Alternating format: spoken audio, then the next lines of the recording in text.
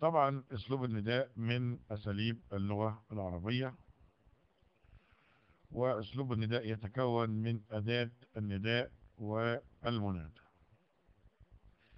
أدوات النداء كثيرة، من هيا وهيا وأيا وأي والهمزة. وطبعا المنادى هيتحدد وهنشوف إعرابه هيكون إيه. والغرض من النداء الالتفات أو طلب الإقبال. مثال: يا حارس المصنع انتبه. محمد هل فهمت الدرس؟ أي بني لا تحقر المعروف. هيا مسافرا معك الله.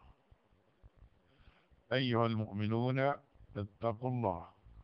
هذه طائفة من الأمثلة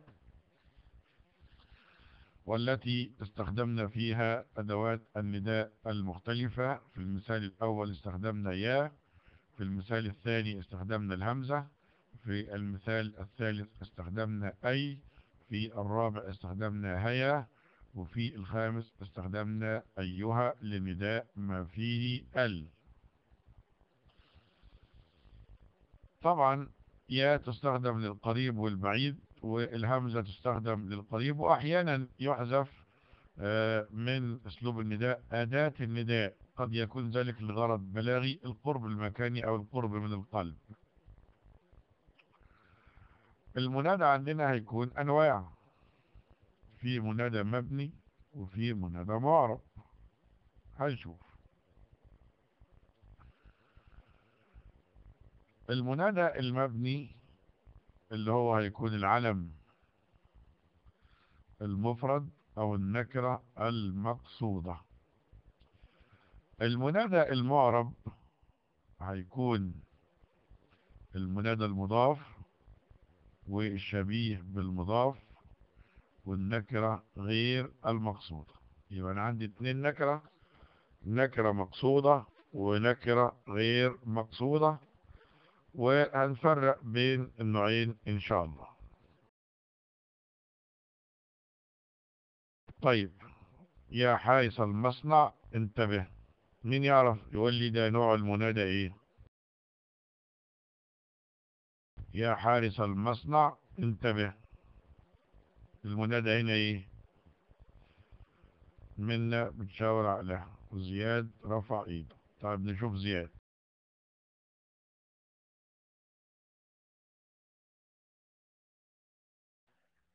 منادى مضاف إليه. منادى مضاف. شكرا يا زياد، وشكرا لآلاء لأن جاوبت على التكست شات.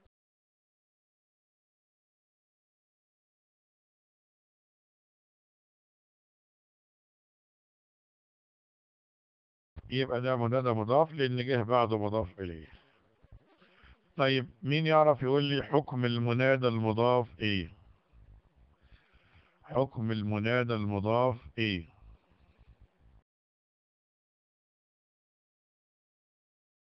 اتفضل يا منى. النصب يا مستر. النصب، ربنا يكفيك شر النصب. هي المنادى المضاف بيبقى منصوب. تمام، حي منا. عرفنا ان المنادى نوع المنادى مضاف، وعرفنا ان المنادى المضاف بيكون منصوب. من يستطيع اعراب الجملة الاولى؟ من؟ طيب قول يا منى. يا أداة نداء، وحارس منادى مضاف منصوب وعلامة نصبه الفتحة، والمصنع مضاف إليه منصوب برضو بالفتحة.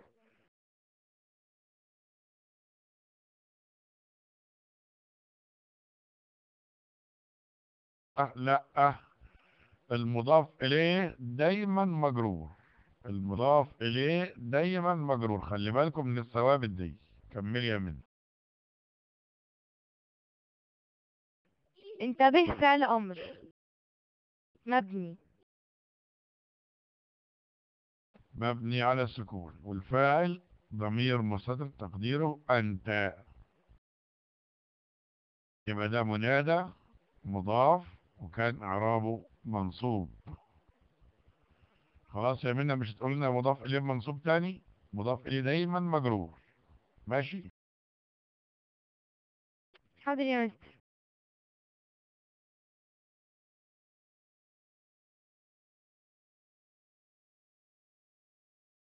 طيب حيوا منا.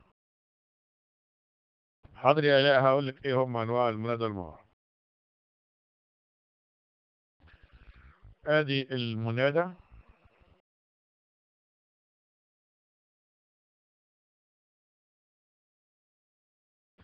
هنقسمه لمنادى معرب ومنادى مبني. المنادى المعرب منادى مضاف أو شبيه بالمضاف،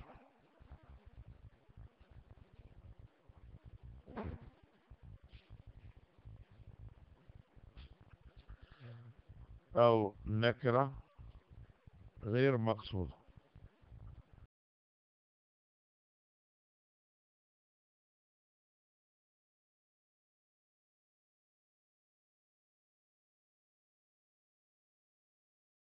ده المنادى الايه المعرب. المنادى المبني بقى نكرة مقصودة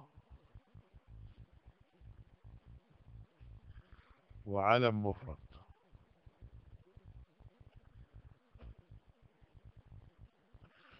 المنادى المضاف نغير اللون.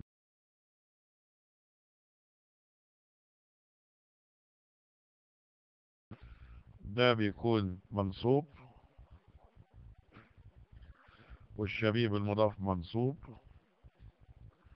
والنكرة غير المقصودة منصوب.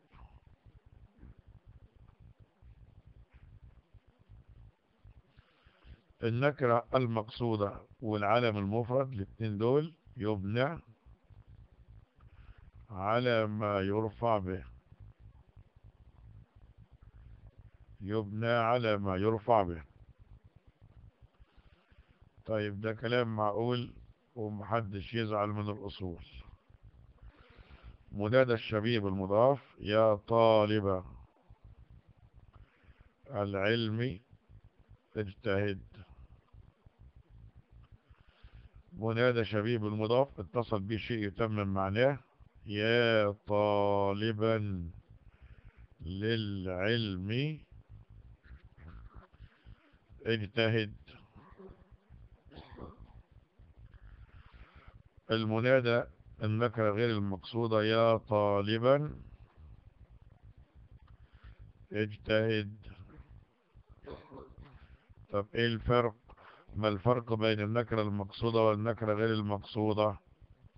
قال لك النكرة غير المقصودة ما حددتش حد بعينه، انما النكرة المقصودة حددت حد بعينه.